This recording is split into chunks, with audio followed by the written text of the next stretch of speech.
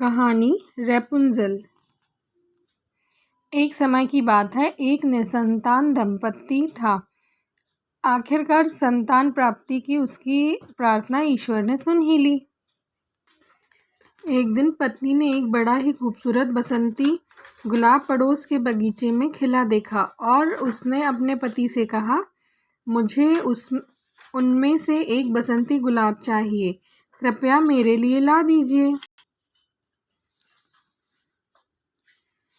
पर वह बगीचा एक दुष्ट जादूगरनी का था। एक रात पति ने जान पर खेलकर अपनी पत्नी को कुछ बसंती गुलाब लाकर दिए। गुलाब की सुगंध इतनी मादक थी कि उसने और फूलों की इच्छा प्रकट करी। लेकिन जब पति दोबारा बगीचे में गया तो जादूगरनी ने उसे पकड़ लिया और बोली, मेरे बगीचे से फूल चुराने की तुम्हारी हिम्मत कैसे हुई? डर से कांपते हुए पति ने उसे अपनी पूरी कहानी सुनाई। दुष्ट जादूगरनी ने कहा, तुम्हारी यही सजा है कि इसके बदले में तुम्हें अपना बच्चा मुझे देना होगा।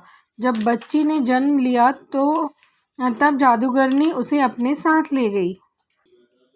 उसने बच्ची का नाम रैपुंज़ल रखा। बड़े होने के साथ साथ उसका रूप निखरता गया। उसके बाल बड़े ही लंबे और शानदार थे। जब वह 12 वर्ष की हुई तो जादूगरनी ने उसे एक ऊंची मीनार में बंद कर दिया, जिसमें एक ही खिड़की थी। रैपुंज़ल वहां गाना गाकर अपना मन बहलाया करती थी। जादूगरनी को जब भी मीनार में जाना होता, वह पुकारती थी, रैपुंज़ल अपने बालों को नीचे छोड़ो। रैपुंज़ल अपने बाल खोल देती थी, जिसके सहारे जादूगरनी ऊपर पहुंच जाती। एक दिन एक राजकुमार ने उसे गाते हुए देखा। वह उसके पास जाना चाहता था, पर उसे ऊपर जाने का कोई रास्ता नहीं मिला। तभी उसने जादूगरनी को ऊपर जाते हुए देखा। उसने भी रैपुंज़ल से बाल नीचे करने का अनुरोध किया और राजकुमार ऊपर पहुंच गया। अब वे प्रतिदिन मिलने लगे और उनमें प्यार हो गया। राजकुमार ने रैपुंज़ल से शादी करने की इच्छा जाहिर की।